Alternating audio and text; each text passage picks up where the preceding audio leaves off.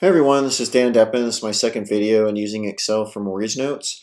And in today's video, I want to give you some tips for managing large tables. So commonly we receive tapes. I'll tend to do a lot of analysis within the tape spreadsheet itself to basically do some filtering and break it down and get it down to the subset of assets that I want to do a deeper dive on and actually put into my ROI calculator. And some of these tapes can have hundreds of assets. They typically have 50 plus columns in it, and they can be a little bit unwieldy to manage. So I want to give you some tips to make it a little bit easier and potentially less frustrating to navigate through these. So generally, I'll be adding some columns to do some calculations. So I'll be doing things like, if the tape's providing some pricing, I might be looking at some ratios. I might be, doing a calculation on the number of payments left to see how that compares to what the tape is reporting.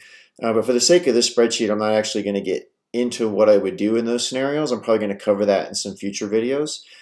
Today, I just want to talk about tips on using Excel itself. So I'll just put some dummy headers in here for these, dummy calculations that I might be doing, and I'll just put in whatever, divide the UPB by 3. That doesn't mean anything, obviously. So the first thing I'd want to do here when I've put in some equation is copy this down to fill all the rows. So in this tape, I've got 90 some assets. So the way what people commonly do if they're not that familiar with Excel is they use the mouse, and drag down to get to here and then overshoot and then, come back up, and it's kind of a pain to do that. It's actually, that time I did it pretty well. Usually I overshoot by more. But that's not really the most efficient way to do it. And if you're dragging down to the 500th row, then what always happens is you're dragging down, you're trying to get to something, you overshoot, and you go back, and it's kind of a nightmare. So not the most efficient way to do it. Second way you can do it that's a little bit better, that still not my favorite, is you can basically copy paste. So when you're selecting cells in Excel, so I can put cursor here, if I hold down the shift key, and I almost wish I had like another camera for the keyboards just to make this a little easier to demonstrate, but if I hold down the shift key and then hit the down arrow, I can select cells going down. So what I could potentially do is do a copy paste. So copy command would be, I'm using a Mac, so it would be Command C, it'd be Control C if you're using PC. Control C to copy, hold down Shift, hit the arrow down to get where I want, and then Command V or Control V to paste. Potentially a little better than dragging the mouse. I still don't think it's super great. What I want to introduce you to is the command fill down. So there are two really cool commands in Excel: fill down and fill right. Fill right isn't going to be so applicable to what we're doing, but basically follows what copy down does. And in general with Excel, it's a pretty handy thing to know. So let me add in just some random values here to demonstrate something. So when I'm selecting cells, if I want to select more than one at a time, I can hit Shift Command or Shift Control, hold those down, and then hit the down arrow, and it'll select everything up to where there's a value, the first value, and stop. I can hit holding the Shift and Command key, I can hit the down arrow again, if I go to the next value, or I put that other X to the next to the next. Now when I do it again, it's going to go all the way to the bottom of the spreadsheet because there's nothing there. Okay, I can also do up. Now the other thing I can do is Command Shift down. If I want to move off of that X by 1, I can let go of the Command key, hold down Shift, and just up arrow.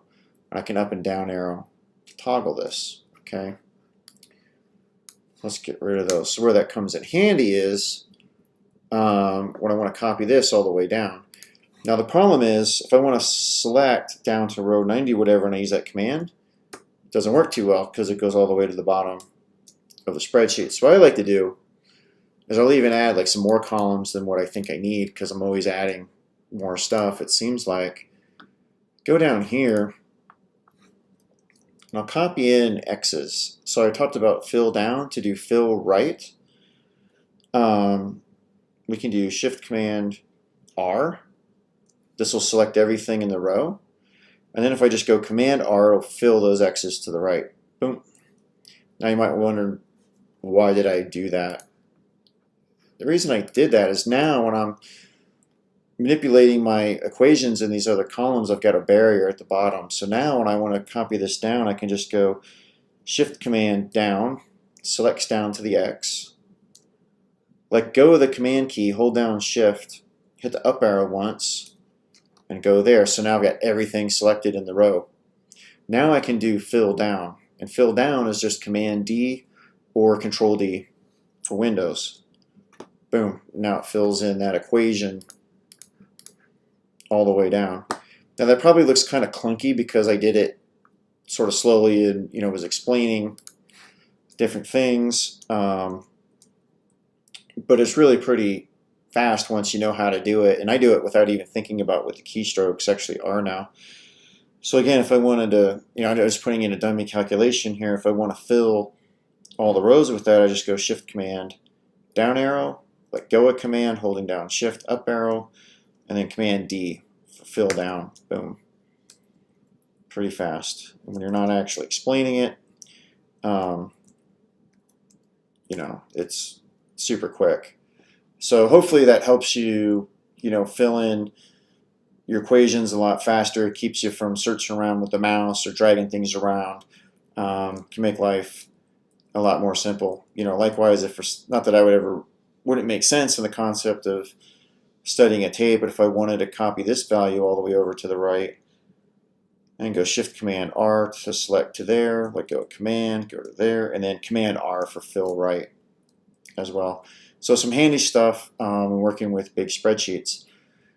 The other thing that comes up a lot is it's real easy to get lost in the spreadsheet. So like if I'm looking at some values or looking at specific assets down here, and I scroll down and now I'm wondering like what these columns are, I got to scroll back up to see the headers. So if you want to freeze those, you can go up here to the View tab, and we got a little sub menu here with freeze panes, freeze top row, freeze first column, and split. So if I just click freeze top row, it shockingly freezes the top row. So now if I want to scroll down and look at something, that all stays constant. Likewise, it doesn't apply so much to a tape, but for some spreadsheets I might want to freeze the first column. Click freeze first column. Now I can scroll this way. First column holds steady. The thing that I don't like about what these commands do is once I switch from freeze top row to freeze first column, it stopped freezing the top row. I don't know why they have it set like this. So if you want to freeze the first column and the first row, the way that I do it is I use this command called split. When I click split, it pulls these two gray lines, and it actually divides the spreadsheet up into kind of 4 windows that I can then navigate.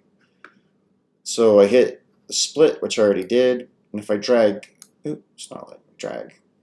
If I drag that up to the first column or the first row, and this over here, I've still got 4 windows, but now I'm holding the first column and the first row